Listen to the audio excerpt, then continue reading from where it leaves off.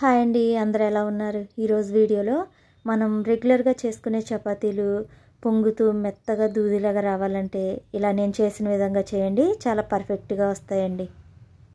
ముందుగా ఒక గిన్నెలోకి ఒక 2 కప్పులు గోధుమ పిండిని తీసుకున్నాను నేను. ఇందులో నేను మైదా పిండి కానీ లేదా సోడా ఈనో అలాంటివి ఏమీ కలపట్లేదండి, ఓన్లీ గోధుమ పిండితోనే చేశాను. ఇప్పుడు టేస్ట్కి సరిపడా సాల్ట్ వేసుకుని తర్వాత ఒక 2 స్పూన్ల ఆయిల్ను వేసుకుని పిండిలో సాల్ట్ బాగా కలిసేలాగా కలుపుకోవాలి. ఇలా కలుపుకున్న పిండిలో ఒక 1/2 కప్పు పెరుగును వేసుకోవాలి. అంటే 2 కప్పులు మైదా పిండి తీసుకున్నాను కదండి, పెరుగు ఒక 1/2 కప్పు అయితే సరిపోతుంది. ఇలా పెరుగు వేసుకున్నాక ఇంకొకసారి బాగా కలుపుకోవాలి. ఇప్పుడు గోరువెచ్చగా ఉన్న నీళ్ళని వేసుకోవాలండి. అంటే మనం పట్టుకుంటే లైట్గా వేడిగా ఉంటే సరిపోతుంది, మరీ మరిగించిన నీళ్ళు వేసుకోకూడదు, లైట్గా గోరువెచ్చగా ఉంటే సరిపోతుంది. నీళ్ళు కొంచెం కొంచెంగా వేసుకుంటూ పిండిని చపాతీ ముద్దలాగా కలుపుకోవాలి. మనం రెగ్యులర్గా చేసుకునే చపాతీ ముద్దలాగానే కలుపుకోవాలండి, మరీ అంత గట్టిగా వద్దు, అలా అని మరీ స్మూత్గా చేసుకోకూడదు.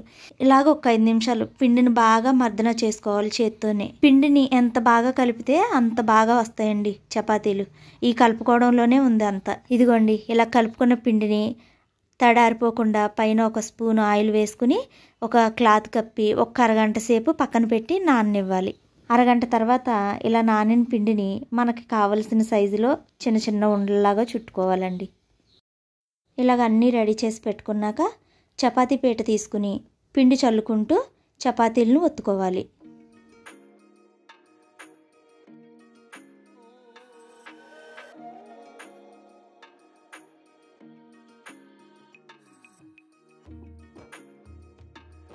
ఇలాగ అన్ని చపాతీలని రెడీ చేసి పెట్టుకున్నానండి. తర్వాత స్టవ్ మీద కడాయి పెట్టుకుని బాగా వేడిగా ఉన్నప్పుడు మాత్రమే చపాతీలను వేసుకుని ఒక సైడు చిన్న చిన్న బబుల్స్ వచ్చాక రెండో సైడ్కి మార్చుకోవాలండి. బబుల్స్ వచ్చాక మాత్రమే మార్చుకోవాలి, అప్పుడే పర్ఫెక్ట్గా అవుతుంది చపాతీ.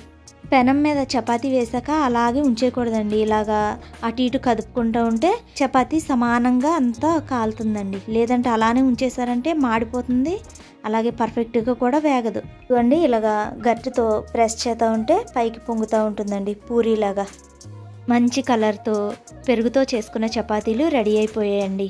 ఈ వీడియో చూసి నేను చెప్పిన కొలతలతో నేను చెప్పిన విధంగా చేసుకోండి, చాలా పర్ఫెక్ట్గా వస్తాయి, టేస్ట్ కూడా చాలా బాగుంటుంది. చూసారా ఎంత సాఫ్ట్గా ఉన్నాయో చపాతీలు, తుంచుతుంటే కూడా సాఫ్ట్గా అవుతుంది పీసు. ఇదేనండి వీడియో. మా వీడియోని ఎవరైనా కొత్తవారు చూస్తున్నట్లయితే సబ్స్క్రైబ్ చేసుకోండి. అలాగే మరిన్ని వీడియోస్ కోసం లైక్ చేయండి, షేర్ చేయండి, సబ్స్క్రైబ్ చేసుకోండి ప్లీజ్.